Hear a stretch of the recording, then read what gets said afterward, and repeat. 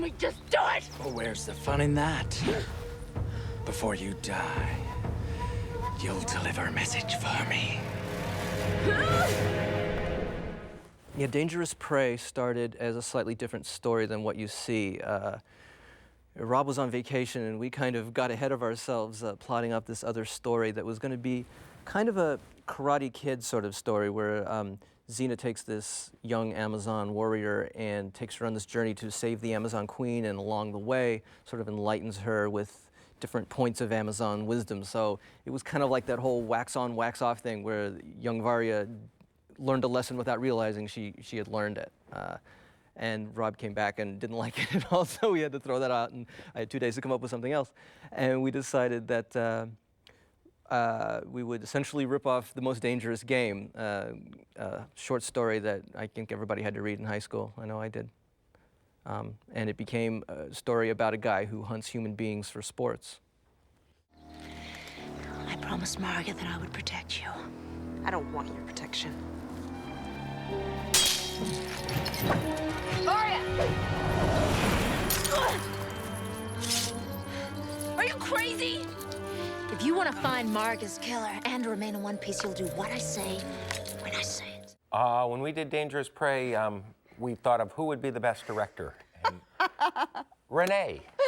Absolutely. I can't remember how it was decided, except you weren't in that much of it. I don't know. No, actually, I asked you if I could direct again, and it was the last season, and so we both realized that acting and directing wasn't my strong suit. So I was trying to find a way to put me in an episode that was quite Gabrielle-light, and it came right after a hiatus, so I had the ability to do the pre-production before, and then you had the Varya character, and I guess you wanted to show the relationship between Xena and Varya as the mentor-student, and like you said, had the hot head that was trying to learn a lesson and be humbled by the experience of being with Xena, and it just humbled. It's funny, isn't it?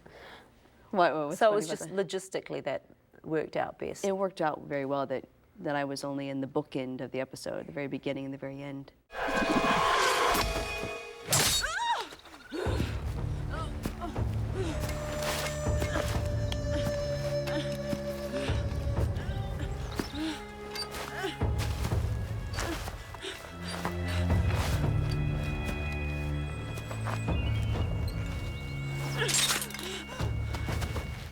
That's an interesting thing about Dangerous Prey is that I don't really have any editing-specific stories to talk about.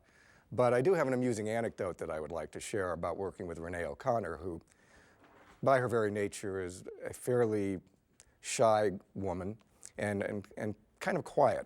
So I was a little surprised when she came into the cutting room this one day, and we were working on a sequence that's near the opening of the show where the Amazon Queen has gotten trapped by this little bear claw that her hand is stuck in. And in order to free herself from the trap, she has to rip her hand out of this little manacle. And as we're looking at the scene, and Renee was there working with me after she'd looked at the editor's cut, and she looks at me and she says, "Do you have any flesh-ripping sounds?" I said, "Flesh-ripping sounds?" She goes, "Yeah." So I yelled out to my assistant, Michelle, I said, "Hey, do we have any flesh-ripping sounds?" She goes, "I think we got some on a Herc tape." So off she ran, she comes back in, and we started running these gruesome, horrible flesh-tearing sounds, each one more horrific than the one that preceded it. We finally got to one that was really, really gruesome. And Renee goes, "Oh, gosh, yeah." And I said, "What?" She goes, "That's the one I want." And suddenly my image of Renee got shattered forever. What am I supposed to do about landing? Tuck and roll.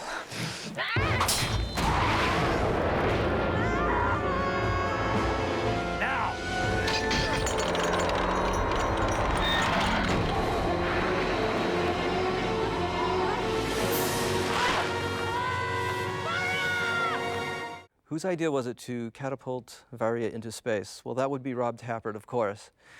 Yeah, that came about by Xena and Varya are in the woods, and we needed to figure out a way to flush them out, and I was having a hard time thinking, well, how do we flush them out of the woods? And Rob Tappert says, well, we'll just start a forest fire. We'll just set the woods on fire. And I thought, can you do that? And apparently you can set parts of New Zealand on fire if you want to. He set a forest fire and flushed them out. And then the question was, well, how do we get them out of the forest fire? And Rob had some catapults laying around that he wasn't using, and said it would be great to catapult her over the flames. And then he kind of got in a, well, actually, Xena tied her to a tree and catapulted her over the flames, and Morlock used a giant wooden catapult to snare her midair in a net. That was all Rob Tappert. That was all his crazy imagination, and it all came out at once. He just thought of it on the phone, and yeah, told me to write it. So turned out great too. Oh, right. We had that cool catapult over the forest fire. We had a catapult over a forest fire, and we had a forest fire. Do you remember? It was funny because we shot at 2 different places. Was it in the budget?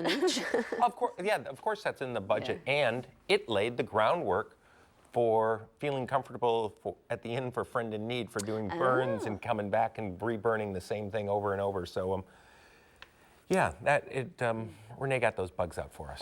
What had happened is we had to work in Muriwai, which is a national forest, and we wanted to have a forest fire there. So we put all these flame bars up. Actually, there weren't many at all. There were, I think, I had 2 flame bars, and it's just the way the camera was set up with the right lens to make it look like a fire, and then having Lucy run through it and Chanita run through it. And then the rest was filmed at Lion Park with these dead pine trees, and they set it up in the safe zone and just lit it on fire, second unit, with all the stunt doubles running through. It worked a treat, yeah. Yeah, it did. Who knew it wasn't in the same place? Who knew? Who knew? The trickery of filmmaking. I know, I love it. The Xena is the kind of prey I've searched for. She's always anticipating. She creates situations. And just when you think you've got her.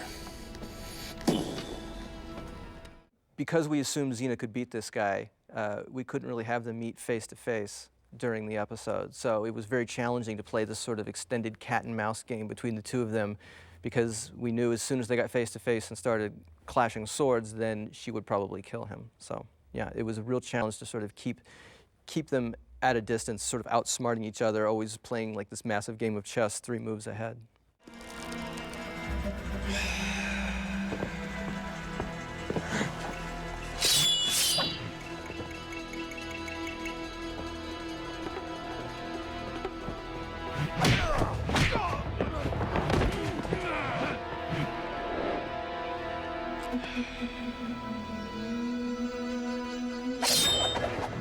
And really, one of the hardest thing that writers have, because nobody, as we always say, God doesn't give with both hands.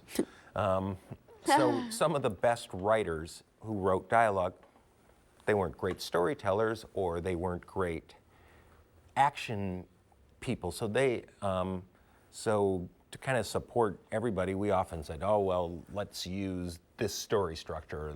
Let's use this kind of a fight and structure the rest of it. So it was very helpful over the years to have things that we knew we wanted to do, that we had seen as fights and wanted to westernize them, bring them to TV, change them in this way or that, so and make them fresh to a new audience. So certainly borrowing, as we did from Asian movies at the time,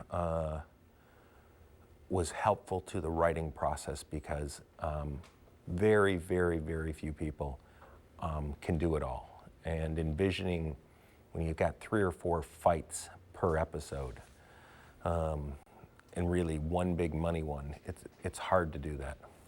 Definitely creates a sense of style, too. Yep. I know that towards the end you brought in writers who had never written for the show before, and it just sort of gave everyone an idea of this is the look of the show, and the, sort of that mystical quality that the Chinese had in their fight scenes,